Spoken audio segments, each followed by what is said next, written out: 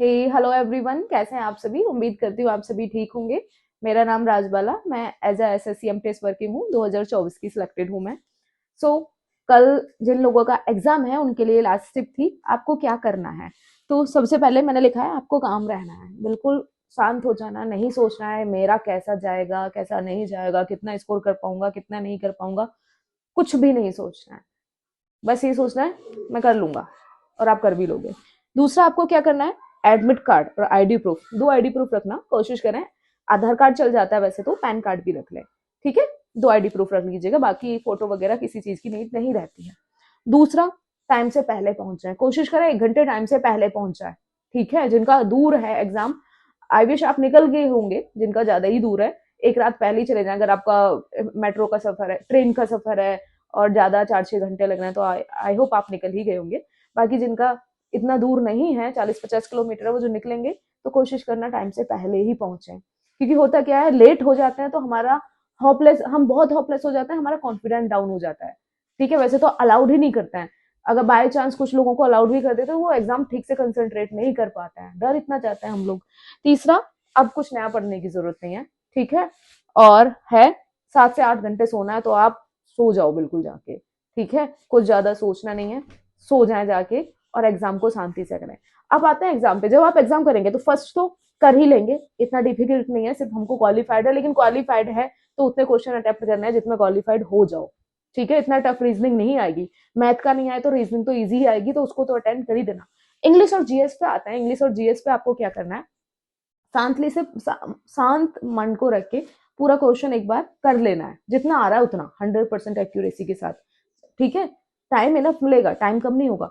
English में कितने question बन रहे हैं 25 में से, या जीएस में कितने क्वेश्चन बन रहे हैं 25 में से, ठीक है। सपोज आपको इंग्लिश के 20 क्वेश्चन बन गए 100 एक्यूरेसी के साथ, और जीएस में आपको 15 क्वेश्चन बन गए 100 एक्यूरेसी के साथ, लेकिन ये कट ऑफ क्लियर करने के लिए इनफ नहीं होगा।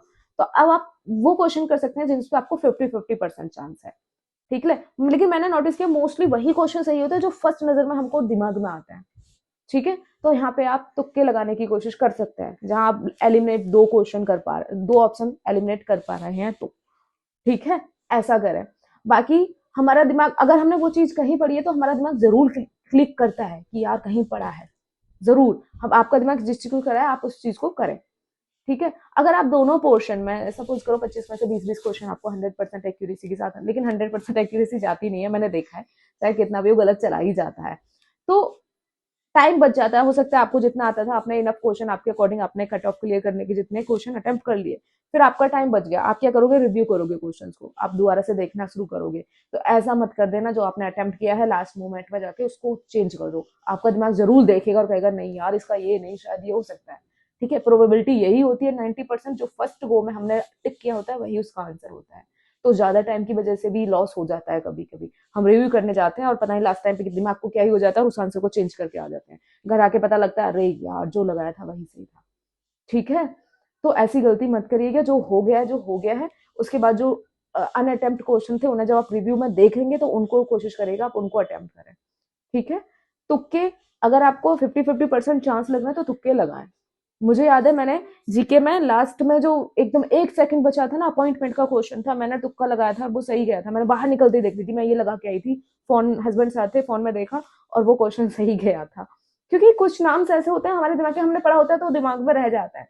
अपॉइंटमेंट स्कीम्स के से क्वेश्चन बनते हैं, अपॉइंटमेंट से स्पेशली बनते हैं, तो इसकी जीके इतनी टफ नहीं रहती है, स्टैटिकली होती है, और इतनी 10th लेवल का है तो 10th लेवल बेस्ड ही पूछेंगे। चिंता बिल्कुल ना करें, आपका एग्जाम बिल्कुल अच्छा जाएगा, शांत मन से देने जाएं।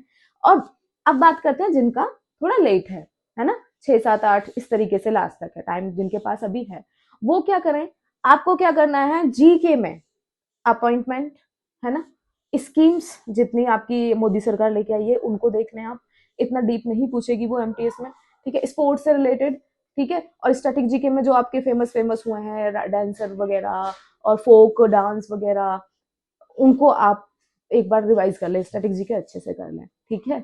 ये चीजें आप कर लें। और इंग्लिश की मैं बात करूँ तो वोकैब, वोकैब में सब कुछ आ जाता है आपका, synonyms, antonyms, one word substitution, idioms, phrases, इनको बहुत अच्छे से कर लें। लास्ट टाइम पे क्या करें, आप यूट्यूब पे जो टीचर्स ने करा रखे हैं ना पीवाईक्यू बेस्ड, एक बार उनको जा जाके 2x की स्पीड पे देख लें, अगर आपके पास कोई बुक है, बुक बहुत मोटी होगी, नहीं हो पाएगा। वो जो पीडीएफ मैंने आपको प्रोवाइड किया, आप उसको एक बार गो थ्रू कर लें, ठीक है। या रानी मैम से जाके, रानी मैम क्या कराती हैं, रिवीजन कराती हैं लास्ट टाइम पे, वो कर लें। और बहुत सारे टीचर्स लेके आए, चीजें लेके आए लास्ट टाइम पे, वो रिविजन वगैरह कराए, तो आपके पास है टाइम 2-4 दिन का, जिसका 2-4 दिन लेट है, 8 दिन 10 दिन लेट है, आप उनके साथ रिवीजन कर सकते हैं, ठीक है। फास्ट फॉरवर्ड रिवीजन ऐसे काफी टीचर्स लेके आए।